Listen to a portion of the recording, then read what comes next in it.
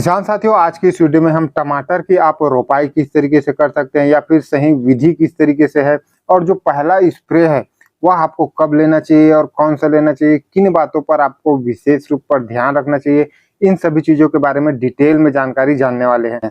तो नमस्कार किसान साथियों, मेरा नाम है पीताम्बर। किसान साथियों, टमाटर की रोपाई पर आपको विशेष ध्यान रखना चाहिए क्योंकि आपको अगर वहां पर आप गलती करते हैं तो कुछ पौधे आपका खराब भी हो जाता है। तो सबसे पहले टमाटर की नर्सरी तैयार करने की आवश्यकता पड़ती है। टमाटर की नर्सरी लगभग 25 दिन में तैयार हो जाता है। अगर आप ऑर्डर से मंगाते हैं तो ऑर्डर से आपको लगभग 1 महीने पहले ऑर्डर देना होता है। उसके बाद आपका जो नर्सरी है वो आपके पास पहुंच जाता है। लगभग 8 से 9 हज़ार के समथिंग आपको प्रति एकड़ के हिसाब से जो पौधा है वह लगता है किसान साथियों। और रोपाई से पहले जो है किसान साथियों, आपको सिंचाई अच्छी तरीके से कर देना है। 1-2 बार सिंचाई करने के बाद जो है किसान साथियों, खरपतवार का उगने का आपको वेट करना है।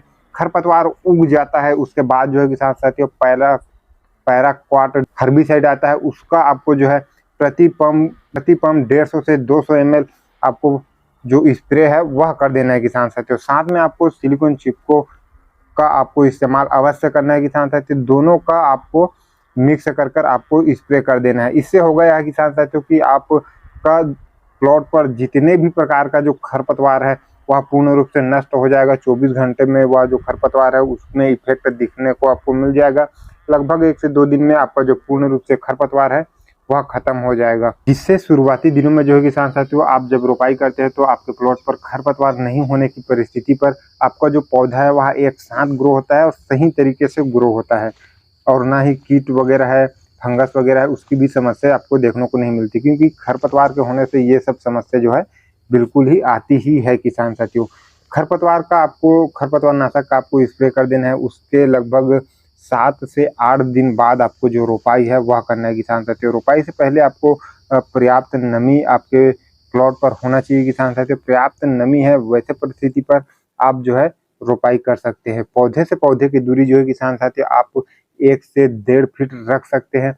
पौधे को लगभग 3 से 4 सेंटीमीटर की गहराई पर आपको रोपाई करना है। ध्यान यही रखना है कि जो पौधे का जो जड़ है वह बिल्कुल ही सीधा होना चाहिए। अगर आप घर पर तैयार करें तो आपको ज़्यादा ध्यान देने की आवश्यकता है किसान साथियों। नर्सरी वाला जो नर्सरी होता है वह तो खैर सही रहता है, उसमें ज़्यादा समस्या नहीं होती। लेकिन अगर आप घर पर तैयार कर रहे हैं तो आपको ध्यान वही रखना है कि जो जड़ है पौधे का वह बिल्कुल ही सीधा होना चाहिए। और एक चीज़ और आपको ध्यान देना है कि जहाँ पर आप रोपाई कर रहे हैं वहाँ पर जो मिट्टी का ढेला है वह बिल्कुल नहीं होना चाहिए, भुरभुरी होना चाहिए।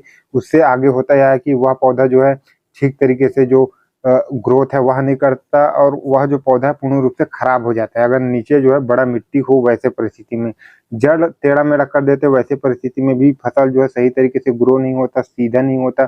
तो ये 2 चीज़ का आपको जो रोपाई के समय ध्यान रखना है किसान साथियों। 1 से 1.5 फीट पर आपको रोपाई करना है और 3 से 4 सेंटीमीटर की गहराई पर आपको जो रोपाई है वह करना है। रोपाई के बाद जो है किसान साथियों, आपको ध्यान यही रखना है कि लगभग 2 से 3 सिंचाई, बरसात का सीजन है, पानी लगातार गिर रहा है तो वैसे में तो कोई दिक्कत है ही नहीं। बारिश नहीं होती वैसे परिस्थिति में जो है किसान साथियों, आपको लगभग 3 दिन के आसपास आपको जो सिंचाई है वह 1-2 सिंचाई 3 से 4 दिन में आपको देना चाहिए क्योंकि नमी आपको मेंटेन रखना बेहद ज़्यादा ज़रूरी है। पौधे जब जड़ एक बार पकड़ लेता है उसके बाद ज़्यादा टेंशन नहीं होता किसान साथियों। तो इस तरीके से आप रोपाई कर सकते हैं। रोपाई के बाद जो पहला स्प्रे होता है किसान साथियों, वह आपको रखना है, एक आपको इंसेक्टिसाइड का रखना है और दूसरा आपको एक फंगीसाइड का रखना है क्योंकि शुरुआती स्टेज पर जो कीटों का अटैक है वह आपको देखने को ही मिलने वाला है। तो लगभग किसान साथियों 5 से 6 दिन बाद, रोपाई के 5 से 6 दिन बाद आपको एक इंसेक्टिसाइड और एक आपको फंगीसाइड का स्प्रे अवश्य लेना है। कीटनाशक में आपको क्लोरो 20% ले सकते हैं किसान साथियों, उसको लगभग आप 25 से 30 ml पर पंप के हिसाब से रख सकते हैं। और फंगीसाइड में आप जो टर्फ फंगीसाइड है जिसमें कार्बेंडाजिम और मैंगोजेब का जो कॉम्बिनेशन आता है उसको आप लगभग 30 ग्राम प्रति पंप के हिसाब से ले सकते हैं। इसको टर्फ लेने से फायदा यह होगा किसान साथियों, इससे आपको फंगस की जो समस्या है वह तो दूर होगा ही होगा। साथ में जो टर्फ फंगीसाइड है वह फसल को हरा भरा करने के लिए भी काम आता है किसान साथियों। इस वजह से आपको ये दोनों चीज़ों का लेना है। स्टार्टिंग के समय पर फंगस का भी अटैक आपको देखने को मिलेगा, तो ये दोनों चीज़ आप लेते हैं। और साथ में स्प्रे करने के समय एक चीज़ और आपको ध्यान रखना है किसान साथियों कि आप अपने फसल पर तो इसको स्प्रे करेंगे ही करेंगे, लेकिन जो नाली है, जो खाली पड़ा जगह है, नाली है, उस पर भी आपको स्प्रे करना है। साथ में आपके जो प्लॉट है उसके आसपास के जो मेड़ है उस पर भी आपको चारों तरफ स्प्रे करना है। मान के चलो आपको सिर्फ पौधे पर ही स्प्रे नहीं करना है, पूरे प्लॉट पर, आप खाली पड़े जगहों पर भी आपको इसका जो स्प्रे है वह करना है, जिसकी वजह से जो इंसेक्ट है वह अगर इधर उधर है वह भी पूर्ण रूप से नष्ट हो जाए। ये दोनों चीज को आपको स्प्रे के समय भी आपको ध्यान रखना है किसान साथी।